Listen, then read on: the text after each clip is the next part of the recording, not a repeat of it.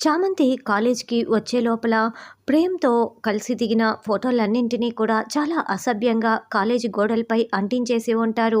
ఒక లెక్చరర్‌ని ట్రాప్ చేసి వలలో వేసుకున్న చామంతిని మీరు ప్రెసిడెంట్ చేస్తారా? ప్రెసిడెంట్‌గా ఎన్నుకుంటారా?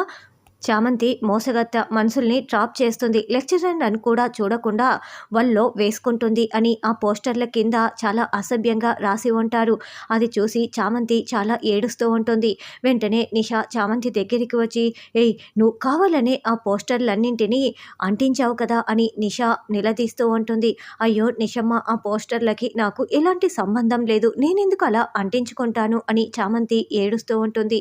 షటప్, చేసిందంతా చేసేసి మళ్ళీ నువ్వు ఇలా మాట్లాడుతున్నావా? ఏంటి ఫ్రెండ్స్, ఇలాంటి దాన్ని మీరు ప్రెసిడెంట్‌గా ఎన్నుకుంటారా?